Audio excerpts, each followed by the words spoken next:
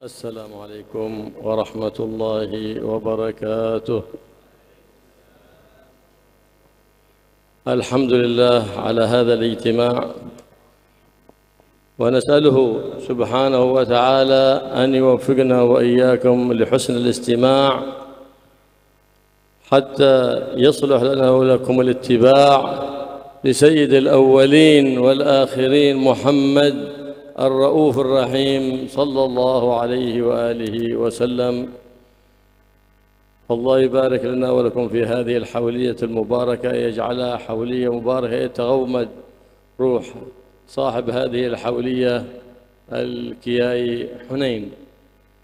الله يجعل قبره روضة من رياض وروحه في عليين مع النبيين والصديقين والشهداء والصالحين، ويبارك في أولاده ويجعلهم قرة عين للنبي صلى الله عليه وسلم وللوالدين وللمسلمين، ويجعل العلم باقي فيهم وفي هذا المعهد معمور بالعلوم النافعة إلى يوم الدين، وفي كل من خدم وفي كل من نفع في هذا المعهد المبارك يجعله من أهل العلم ظاهرا وباطنا بجاه النبي محمد صلى الله عليه وآله وسلم. Bismillahirrahmanirrahim. Alhamdulillahirabbil alamin wassalatu wassalamu ala sayyidina wa maulana Muhammad wa ala alihi wa sahbihi ajmain. Amma ba'd. Berikut ini adalah rangkuman dari apa yang disampaikan oleh beliau yang mulia Al-Habib Abdullah bin Abdurrahman Al-Muhdar hafizahullah wa ra'ah. Beliau memuji kepada Allah Subhanahu wa taala. Segala puji bagi Allah Subhanahu wa taala yang telah mengumpulkan kita di tempat ini. Semoga Allah mengkaruniakan kepada kita agar menjadi orang yang menyimak dengan baik, dan semoga Allah menjadikan haul pagi ini sebagai haul yang penuh dengan berkah. Semoga Allah meliputi roh almarhum yang kita hauli pada pagi hari ini, yaitu Kiai Hunain, meliputi rohnya dengan rahmat yang deras, dan semoga rohnya ditempatkan di Iliyin bersama an-nabiyyin was-siddiqin wasyuhada was-salihin. Dan semoga Allah memberkati putra-putri beliau, seluruh keturunan beliau. Semoga mereka semuanya dijadikan qurratul ain bagi Nabi Muhammad sallallahu alaihi wasallam, bagi para datuk-datuknya dan bagi seluruh muslimin. Dan semoga Allah menjadikan mereka sebagai ahlul ilm, dan semoga pondok ini dijadikan pondok yang makmur ila yaumiddin.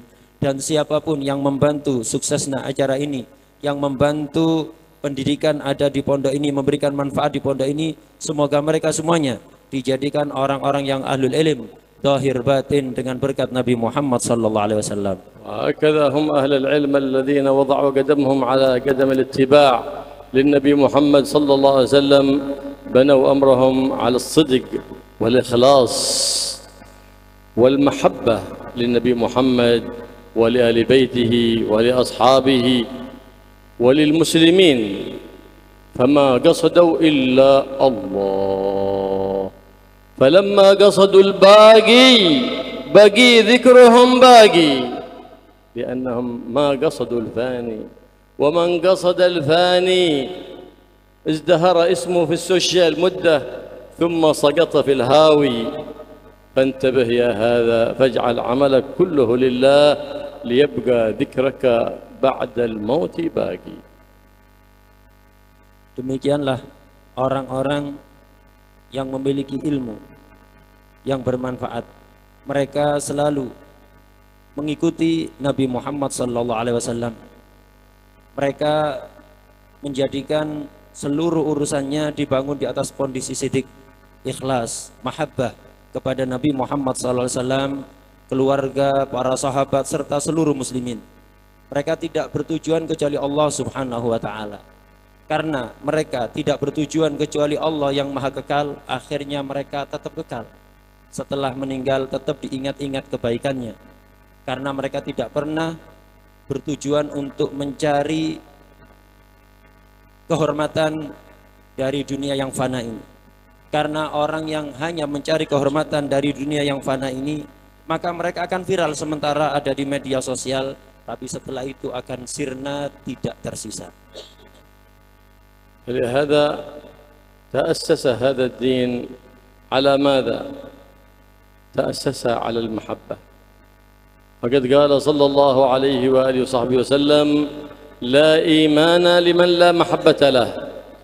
فالمحبة هي أساس الإيمان، المحبة لله ولرسوله ولأهل بيته ولأصحابه ولجميع المؤمنين. فكيف تكون محبتك لإخوانك المؤمنين؟ بالنصح لهم، فإن دين النصيحة كما قال صلى الله عليه وآله وصحبه وسلم.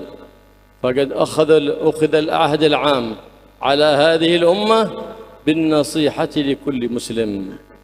كان أحد يبيع ويشتري،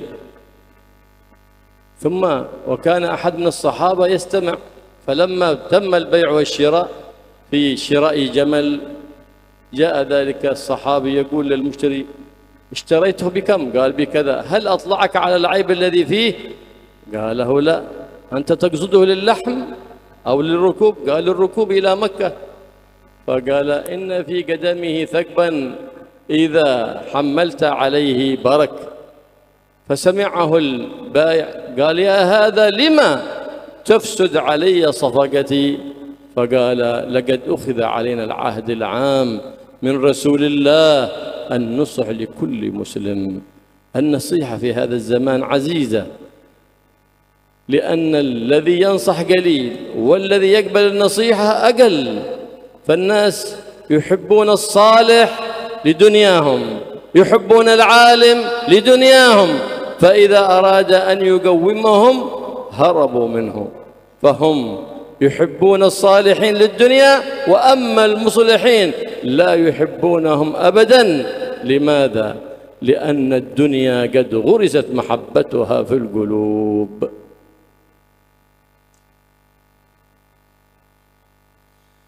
Agama kita ini dibangun di atas pondasi mahabbah. Karena itu Rasulullah SAW bersabda: la imana liman la mahabbatalah. Tidak ada keimanan bagi orang yang di hatinya tidak ada mahabbah. Mahabbah ini adalah pondasi utama agama kita. Yang dimaksud mahabbah adalah cinta kepada Allah Subhanahu wa taala, kepada Rasulullah sallallahu alaihi wasallam, keluarga beliau, sahabat beliau, dan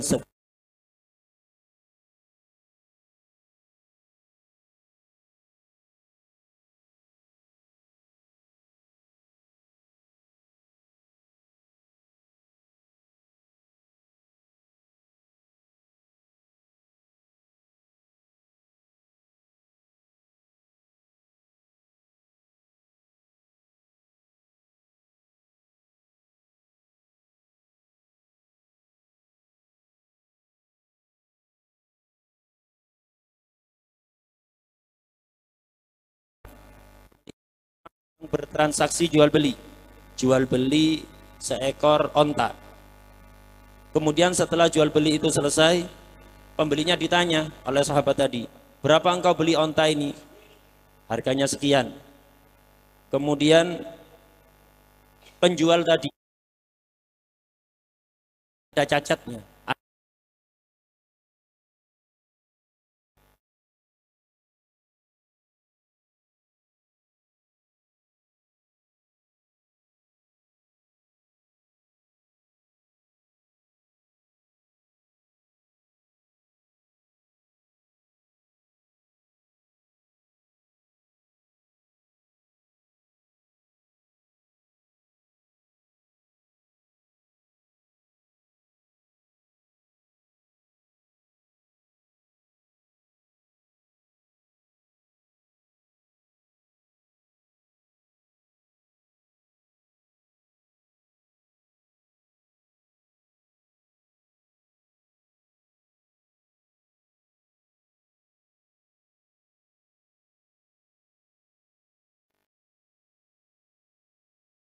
Setiap muslim.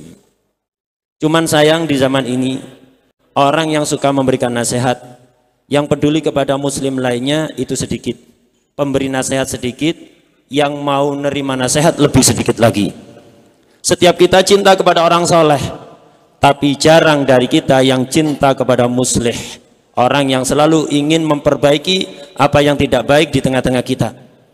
Banyak dari orang itu cinta kepada orang soleh untuk urusan dunia, cinta pada orang alim tujuannya dunia, Itu semuanya sebabnya gara-gara hati masyarakat dipenuhi cinta dunia. فمن أحسن معاملة الخالق ومن أحسن معاملة الخلق أحسن معاملة الخالق ومن لم يحسن معاملة الخلق لم يحسن معاملة الخالق. فهكذا هو الميزان. فأحسن معاملتك لعباد الله وعاملهم بما أنت أهله ولا تعاملهم بما هم أهله. وإن لم يستحقوا الإكرام أكرمهم، وإن لم يستحقوا العطاء أعطهم، وإن لم يستحقوا الدعاء ادع لهم، إن لم يستحقوا المسامحة سامحهم. هكذا خلق النبي محمد صلى الله عليه وآله وصحبه وسلم. ويعفو عن الحق ويعفو عن الذنب إذا كان في حقه وسببه، وإذا أضيع حق الله لم يقم أحد لغضبه صلى الله عليه وآله وصحبه وسلم. Beliau menyebutkan satu kaidah. Orang yang tidak baik muamalahnya kepada sesama makhluk, maka tidak akan bisa bermuamalah yang baik kepada Al-Khaliq Allah Subhanahu wa taala. Jadi orang yang bisa berbuat baik, bermuamalah dengan baik kepada makhluk, dialah yang akan bisa bermuamalah dengan baik kepada Allah Al-Khaliq. Ini adalah ukuran, barometer. Karena itu selalulah berbuat baik kepada sesama hamba Allah Subhanahu wa taala. Perlakukan mereka sesuai hak mereka. Perlakukan mereka dengan akhlak yang kau miliki. Jangan perlakukan mereka sesuai keadaan mereka. Walaupun ada orang tidak layak untuk dimuliakan, muliakanlah. Ada orang tidak layak diberi pemberian, berilah kepada mereka, kasih pemberian. Ada orang tidak layak dimaafkan, maafkan mereka. Perlakukan mereka dengan akhlak Anda, bukan dengan apa yang mereka berhaki. Orang tidak layak didoakan, doakan. Begitulah akhlak Rasulullah sallallahu alaihi wasallam. Ya'fu 'anil dzambi idza kana fi haqqihi wa sababih. Rasulullah sallallahu alaihi wasallam itu selalu memaafkan kesalahan orang kalau itu menyangkut urusan pribadi beliau. Tapi jika urusan agama, hak-hak Allah yang diabaikan, yang dinistakan, maka beliau akan marah dan tidak ada siapapun yang berani menghadapi kemarahan beliau. Ad-din al-muamalah. ولم يقل الدين الصلاة، الدين الصيام، قال لا، الدين المعاملة.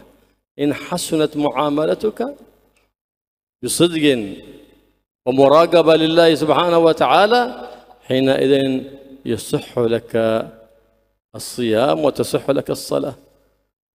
وأما إذا كانت المعاملات غير صحيحات فإنك بعيد عن منهج سيد السادات محمد صلى الله عليه وآله وصحبه وسلم.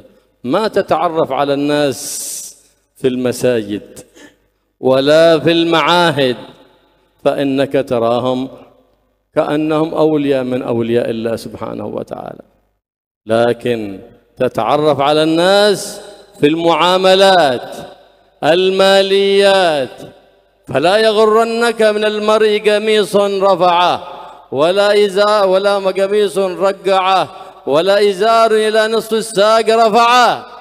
أره الدرهم تعرف غيه أو ورعه. هنا عند المعاملة بالدينار والدرهم تعرف حقيقة الناس، الصادق من غيره.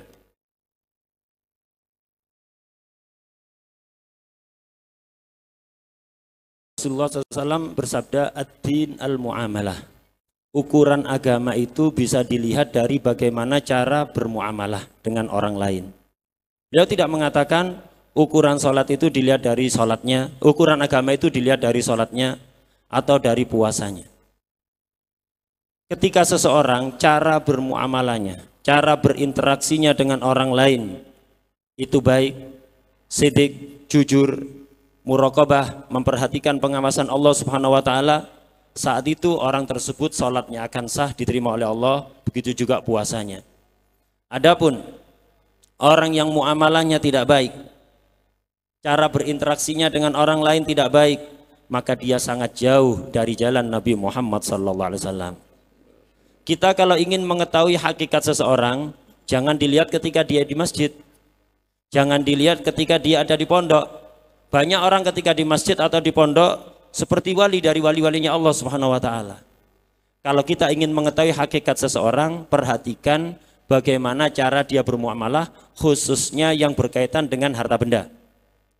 Jangan Anda tertipu dengan orang yang pakaiannya banyak tambalan, sarungnya tinggi mendekati lutut, tapi tunjukkan, perlihatkan kepada dia dinar dan dirham, perlihatkan kepada dia uang, engkau akan tahu hakikatnya apakah dia warok atau sebaliknya. Allah subhanahu wa ta'ala أعظم وصف قال لحبيبي محمد صلى الله عليه وآله وسلم وإنك لعلى خلق عظيم ولم يقل له وإنك لعلى علم عظيم وهو سيد العالمين، ولم يقل وإنك لعلى نسك عظيم وهو سيد العابدين، قال وإنك لعلى خلق عظيم. هنا بالأخلاق يكرم الإنسان في الدنيا وفي يوم القيامة، بما تعامل إخوانك المسلمين به في الدنيا يعاملك الله به يوم القيامة. إن كنت تعاملهم بالمسامحة عاملك بالمسامحة، بالعفو يعاملك بالعفو. يوم القيامة يقف العبد للسؤال بينه وبين الله. إن كان يعامل إخوانه بالستر والمسامحة يقرره بذنبه، تسدل الأكناف والستر، فيحاسبه المولى ويقرره بذنوبه، فلا يدخل بينه وبين مولاه سبحانه وتعالى لا نبي مرسل ولا ملك مقرب، فيقرر عبدي في يوم كذا عملت ذنب كذا، عبدي في يوم كذا عملت خطيئة كذا، وهو يقر بها لكن لا يسمع أحد ذلك الإقرار إلا مولاه سبحانه وتعالى. ستره الله يوم العرض الأكبر لأنه كان يستر إخوانه المسلمين، ما يتتبع عوراتهم ولا ينشر فضائحهم في السوشيال ولا في الاستاتوس، كلما اطلع على عورة نشرها. هذا لا يحب الستر للمسلمين، عامله الله بالستر فقرره بذنوب فأقر بها، ثم بعد ذلك فقال عبدي ذنوب سترتها عليك في الدنيا واليوم أغفرها لك. عبد آخر تتبع عورات الناس ويعامل الناس بلؤم وخباثة، يسيء الظن في هذا ويؤذي هذا وينشر عورة هذا في سوشيال أو في ستاتوس أو غير ذلك، كلما اطلع على ولو بالإشاعات نشرها. هذا العبد يوم القيامة يقف بين يدي المولى سبحانه وتعالى وترفع الستر وترفع الأكناف، فيقرره بين الله سبحانه بين الخلائق، كل نبي وكل رسول وكل ملاك وكل الخلق يسمعون هذا الإقرار، يقرره بذنب عبدي في يوم كذا أذنبت كذا، يقرأ كتابك كفى بنفسك اليوم عليك حسيبا. ايش بعد يقرأ فضائحه قدام الناس، هذا يوم الفضيحة الكبرى، لأنه ما كان يحب الستر لإخوانه في حياته، فلهذا فضحه الله يوم القيامة. فاحرص على أن تكون ذا خلق حسن. فقال الشاعر إني امرؤ ماجد إذا بدت لي جارتي غضضت طرفي. إذا كنت عندك جيران عندك إذا بدت لك غيرها فغض طرفك عنها، هذا من المروءة، هذا من الأخلاق. فقد قال سيدنا الشيخ عبد القادر الجيلاني قدس الله روحه التصوف خلق، فمن زاد عليك في الأخلاق فقد زاد عليك في التصوف.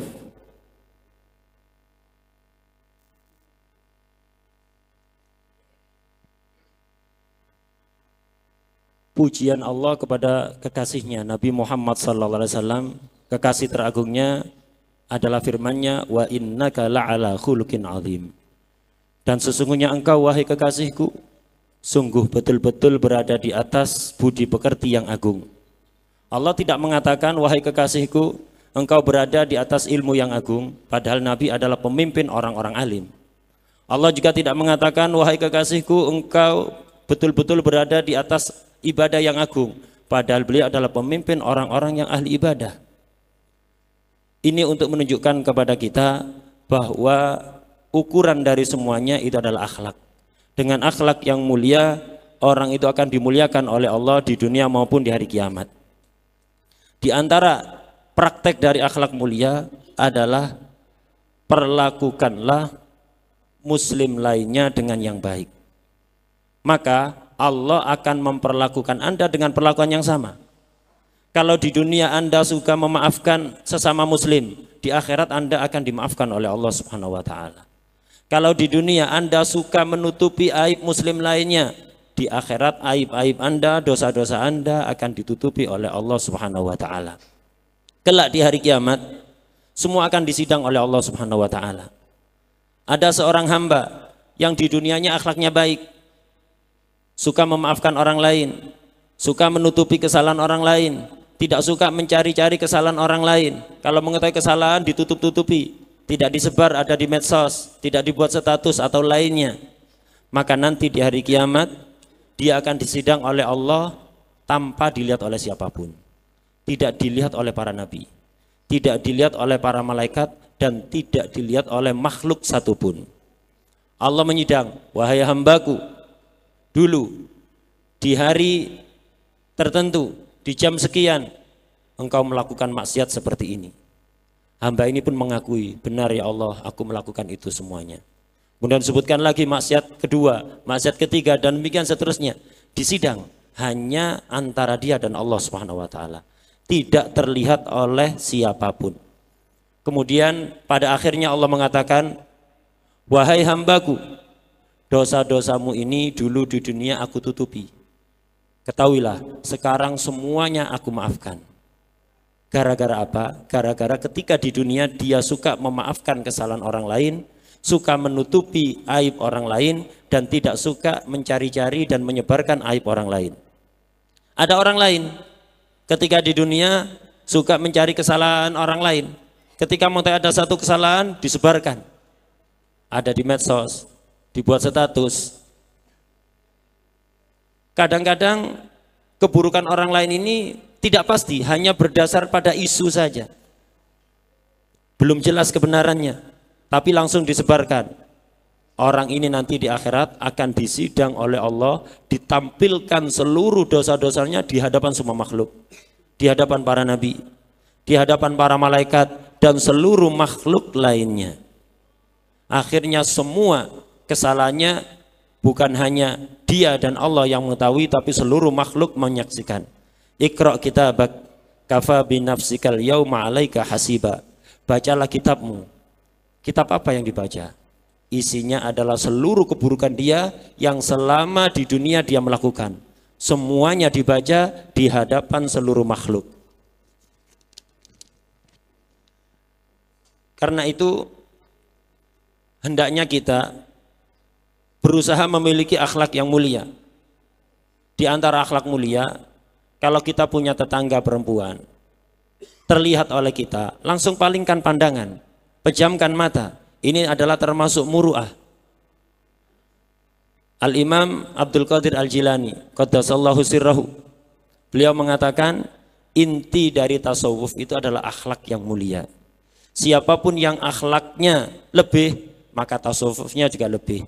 Siapapun yang akhlak mulianya tinggi, maka level tasawufnya juga tinggi.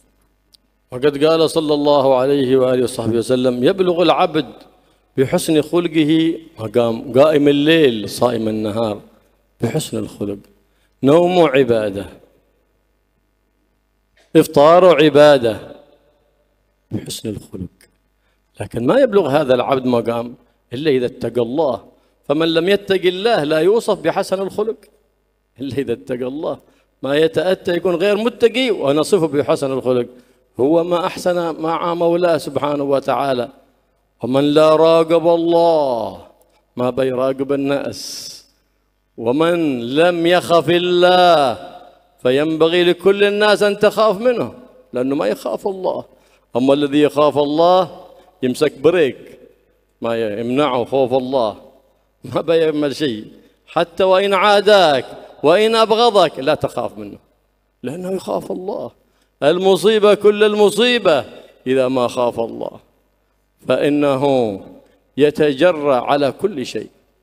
فلهذا النبي محمد صلى الله عليه وسلم يقول: اتق الله حيثما كنت. اتق الله حيثما كنت، راقب الله في سرك وفي جهرك، في حضرك، في سفرك، في بيتك وفي خارج البيت. تقوى الله سبحانه. اتق الله مع زوجتك، عاشرها معاشرة حسنة. اتق الله مع أولادك بتربية حسنة، تعلمهم قرآن نبيهم وشرع نبيهم وخلق نبيهم. اتق الله مع إخوانك المسلمين. اتق الله حيثما كنت. واتبع السيئة الحسنة تمحها، فإذا صدرت منك زلة عفوة فارجع لمولاك وتب إليه واندم على ما صدر منك، فإنه سبحانه وتعالى يحب من يقر بذنبه ويندم عليه. فلهذا يقول صلى الله عليه وسلم: الندم توبة، خصوصا في هذا الشهر المبارك، شهر الاستغفار، شهر التوبة والرجوع للعزيز الغفار، كما قال الحبيب علي بن محمد بن حسين الحبشي: ذا وقت توبتك يا التائب إذا بات توب، ذا وقت توبتك يا الشارد إذا بات أوب. إذا بترجع وبتصلح مع مولاك سبحانه وتعالى، فاندم واقلع واعزم على أن لا تعود. فإن تعلقت بحقوق الآدمين فلا بد من ترجوع المظالم لأهلها وطلب العفو والمسامحة ممن آذيته أو أسأت إليه، واثبت على هذه التوبة. فإن حصلت منك زلة مرة أخرى فلا تيأس من رحمة الله، وعد إلى توبة جديدة، فإن الذنب الجديد لا ينقض التوبة المتقدمة، بل يفتقر إلى توبة جديدة فجدد التوبة، وهكذا. واسأل من الله أن تكون هذه التوبة توبة نصوحة لا يعقبها نكث، فإنك إن استقمت على إيمان وعلى عمل صالح بعد ذلك فإن الله ما يغفر لك، بل يبدل سيئاتك إلى حسنات، كما قال تعالى: إلا من تاب وآمن وعمل عملا صالحا فأولئك يبدل الله سيئاتهم حسنات. فعزم عزما جيدا في هذا الشهر المبارك أن تفتح صفحة جديدة مع مولاك، وأن تبدل سيئاتك الماضيات بحسنات جديدات، وأن تحول حالتك السيئة إلى حسنة والحسنة إلى أحسن. فهكذا ينبغي الإنسان العاقل المؤمن أن يكون يوم خير من أمسه، فإن المغبون هو الذي يوم شر من أمسه، والهالك هو الذي اتبع المهالك والعياذ بالله، والغانم هو الذي كان يومه خير من أمسه.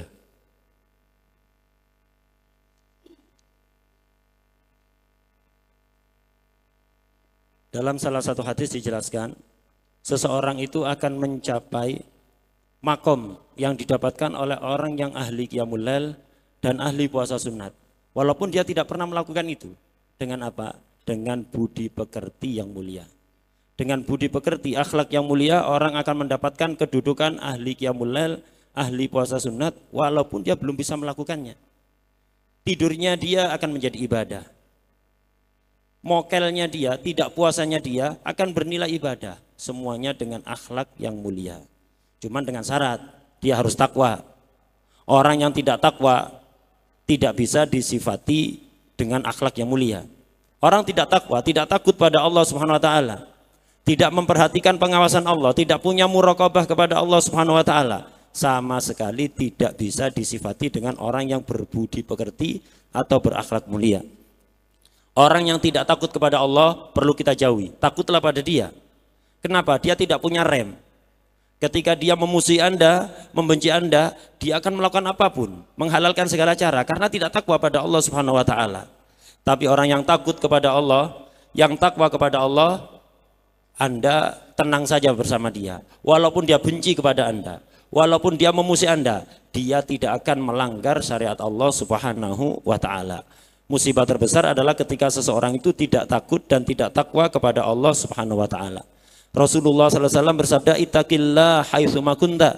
Bertakwalah engkau kepada Allah dimanapun engkau berada.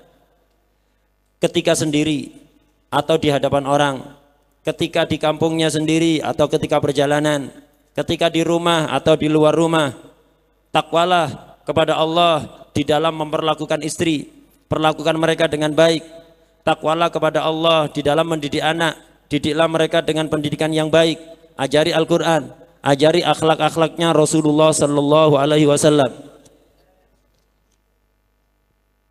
Bertakwalah juga di dalam bermuamalah Anda kepada sesama muslim.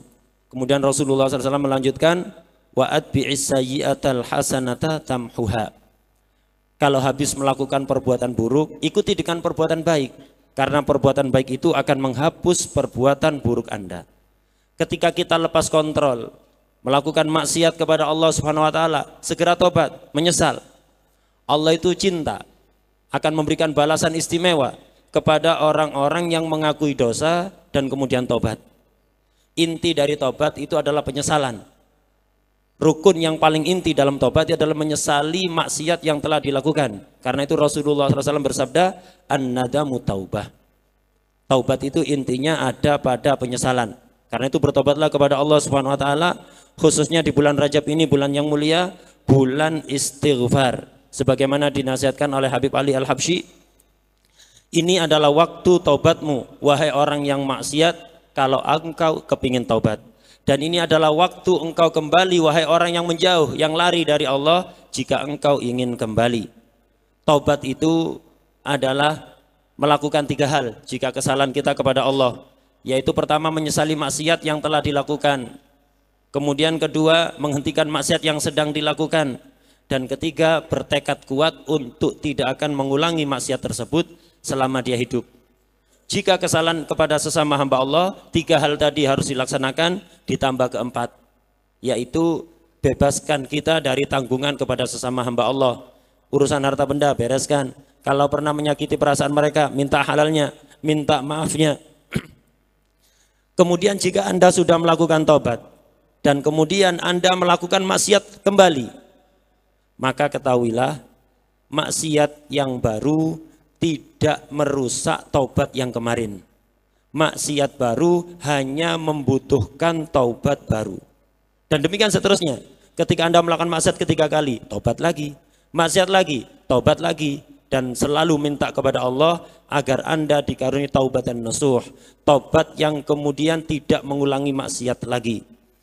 Karena orang yang sudah maksiat kemudian taubat dan menyesali perbuatan yang telah dilakukan, tidak mengulangi lagi keburukan, justru mengganti dengan perbuatan baik, bukan hanya dosa-dosanya diampuni oleh Allah Subhanahu wa taala, tapi keburukannya diganti dengan kebaikan. Sebagaimana firman Allah, illa man taba wa amana wa amila amalan salihan faulaika yubaddilullahu sayyiatihim hasanat. Kecuali orang-orang yang bertobat, beriman dan beramal amal yang baik, mereka akan Allah akan mengganti keburukan mereka dengan kebaikan. Karena itu di bulan yang mulia ini, bulan Rajab ini, hendaknya kita berniat yang kuat sekuatnya, serius berjanji kepada Allah untuk mengganti keburukan kita menjadi kebaikan. Rubahlah keadaan kita yang buruk menjadi baik. Kalau sudah baik, tingkatkan agar menjadi lebih baik lagi. Karena orang yang beruntung sebagaimana dalam hadis adalah orang yang hari ini lebih baik dibanding hari kemarin. Orang yang rugi adalah orang yang hari ini sama dengan hari kemarin. Dan yang ketiga yang paling celaka, yang binasa adalah orang yang hari ini lebih buruk dibanding hari kemarin. Wa khaliqin nasa bi khuluqin hasan. Hadhihi wasiyat Nabi Muhammad sallallahu alaihi wasallam, 'allamana kayfa al-mu'amala ma'a Allah wa 'allamana kayfa al-mu'amala ma'a ibadillah subhanahu wa ta'ala. Wa kayfa al-khuluq al-hasan innama yakunu بكف الأذى لا يصدر منك أذى على أحد لا بقول ولا فعل، وتحمل الأذى عن غيرك، فإذا وصل منك شيء إليك شيء من أذاهم فسامحهم لله، وبذل الندى ما زاد عن حاجتك فساعد إخوانك المسلمين، فإن اصطناعك المعروف لإخوانك المسلمين ذاك يجيك مصارع السوء، كما ورد في الأثر صنايع المعروف تجيك مصارع السوء، هكذا ورد.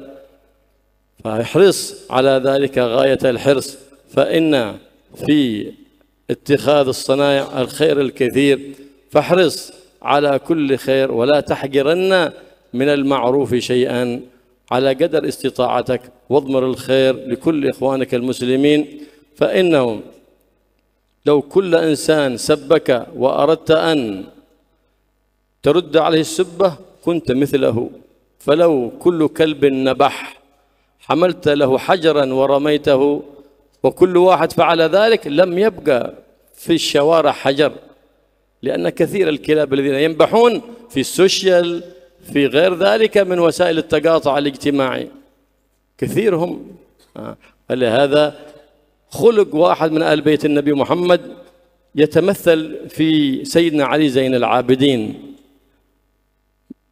حفيد النبي محمد صلى الله عليه وآله وصحبه وسلم، كان يمشي فسبه رجل، فسبه وأغلظ عليه في السب، لم يلتفت إليه، قال إيه إياك أعني، فالتفت فقال وعنك أغضي فتركه. لما كان الليل جاء وطرق باب ذلك الذي سبه، فقال يا أخي إن كنت ما قلته في حق فالله يغفر لي، وإن كنت ما قلته في باطل فالله يغفر لك، والسلام عليكم ورحمة الله وبركاته. وخرج رضي الله تعالى عنه، خرج رضي الله عنه، خرج يمشي فتبعه ذلك الرجل ولحقه فقال له أشهد أنك ابن رسول الله صلى الله عليه وسلم. أشهد، هذا النسب، النسب في الأخلاق، النسب في المعاملة، النسب في الصدق. أشهد إنك ابن رسول الله صلى الله عليه وسلم، وقبله في رأسه وفي يديه وفي رجليه، وقال له والله لن أكون مع قوم يعادونك أبدا، فصار من محبيه ومن خدامه. إيش اللي خلاه هكذا؟ لأنك إذا قابلت السيئة بالحسنة فإذا الذي بينك وبينه عداوة كأنه ولي حميم. فالله يخلينا عن كل خلق ذميم، ويحلينا بكل خلق حميد كريم، ويجعلنا وإياكم مقتدين بالنبي محمد الرؤوف الرحيم، ويبارك في هذه الحولية، يجعلها حولية مباركة تعود علينا وعليكم مرات وكرات في خيرات ومسرات، ويبارك في القائمين في هذه الحولية وفي أولاد صاحب هذه الحولية، يجمع بينهم على المحبة والسكينة والرحمة والمودة، ويجعل بينهم الألفة يا رب العالمين، ويبلغنا وإياكم الآمال على أحسن حال وأنعم بال بجاه النبي محمد صفوة الكمال. ولا ننصرف من هذا المجلس المبارك إلا بذنوب مغفورة وحاجات مقضية، حاجات الدنيا بالميسرة وحاجات الأخرى بالمغفرة، وأن الله سبحانه وتعالى يعود بركة هذا المجلس علينا وعليكم وعلى أهل هذه البلد خاصة، وعلى إندونيسيا عامة، وعلى سائر بلاد الإسلام والمسلمين عامة يا رب العالمين، ويرد فينا الفتن وما ظهر منها وما بطن بجاه النبي محمد وآله صلى الله عليه وآله وصحبه وسلم، والحمد لله رب العالمين.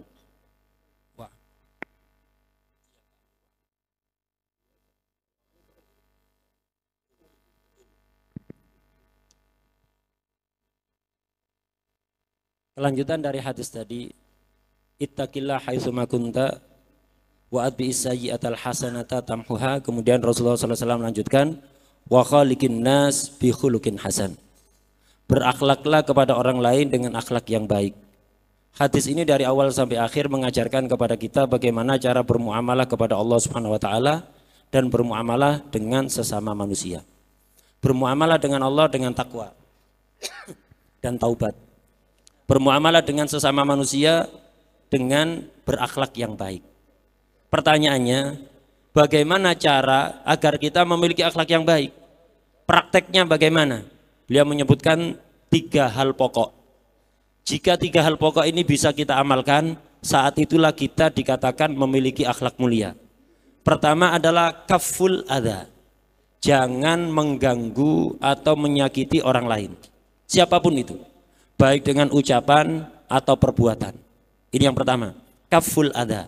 Jangan menyakiti atau mengganggu orang lain. Yang kedua, tahammulul adha.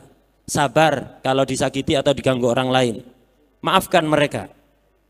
Yang ketiga adalah badlun nada. Suka memberi kepada orang lain. Berikan apa yang lebih dari kebutuhan kita kepada orang lain. Karena perbuatan baik kepada orang lain itu akan menghindarkan kita dari keburukan. Karena itu berusahalah memiliki 3 sifat ini. Kaful adha, tahammulul adha, dan badlun nada. Saat itu Anda akan dikatakan orang yang berakhlak mulia. Jangan pernah meremehkan kebaikan sekecil apapun. Karena kita tidak mengetahui mana kebaikan yang akan mendatangkan ridha Allah Subhanahu wa taala. Niatkan semua kebaikan untuk setiap muslim. Jangan setiap kita dicaci oleh orang terus kita balas. Karena kalau ada orang mencaci kepada kita, kemudian kita balas, apa bedanya kita sama dia? Orang yang mencaci kita, orang yang mencaci orang lain, itu ibarat anjing yang menggonggong. Kalau setiap ada anjing menggonggong, kita lempar dengan batu, tidak ada sisa batu itu, nanti habis bersih batu ini. Hanya untuk melempari anjing. Dan demikianlah banyak anjing-anjing menggonggong, orang suka mencaci maki ada di media sosial, tidak usah dihiraukan. Cukup hadapi mereka, balas mereka dengan akhlak yang mulia seperti yang dicontohkan oleh cucu Rasulullah SAW, Sayyidina Ali Zainal Abidin radhiyallahu anhu. Beliau pernah suatu ketika berjalan dicaci maki. Bukan caci maki biasa, sangat keras sekali. Sangat jelek omongannya. Beliau sama sekali nggak noleh, tidak menghiraukan. Akhirnya yang mencaci maki tadi teriak, saya itu maksudnya mencaci kamu. Sayyidina Ali Zainal Abidin cuman menjawab, dan aku tadi tidak menghiraukan juga kepada kamu. Kamu bermaksud mencaci aku diem saja, itu ya balasan untuk kamu. Udah. Kemudian beliau melanjutkan perjalanan pulang. Di malam harinya, tidak cukup hanya itu. Di malam harinya, Sayyidina Ali Zainal Abidin mendatangi rumah orang yang mencaci maki tadi. Diketok pintunya, kemudian beliau mengatakan pada orang yang mencaci maki tadi, wahai kamu yang tadi siang mencaci maki aku, kalau memang omongan kamu benar, omongan yang kamu omongkan tentang aku itu semuanya benar, maka semoga Allah mengampuni dosa-dosaku. Tapi jika omongan kamu tidak benar, maka aku doakan semoga Allah mengampuni dosa-dosa kamu. Ini akhlaknya Sayyidina Ali Zainal Abidin.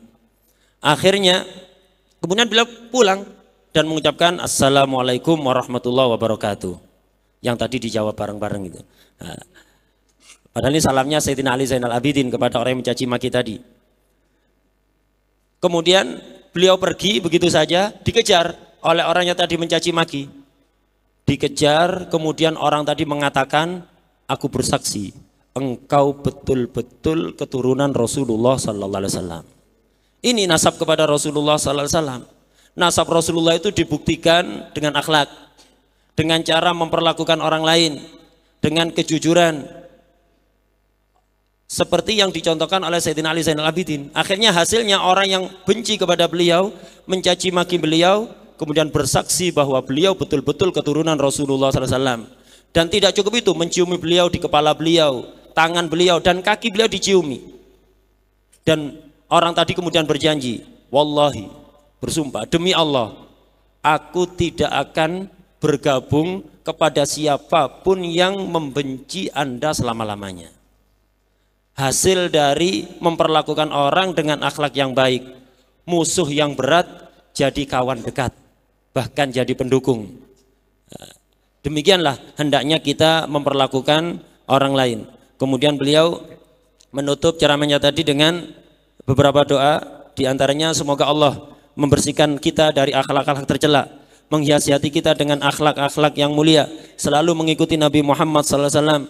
Semoga Allah menjadikan haul pagi hari ini sebagai haul yang penuh berkah, yang keberkahannya bisa kita rasakan untuk kita, untuk orang-orang sekitar kita, dan untuk seluruh muslimin dimanapun mereka berada. Dan semoga Allah memberikan keberkahan kepada siapapun yang ikut andil mensukseskan acara pada pagi hari ini. Dan semoga Allah memberkati keturunan sahibul haul.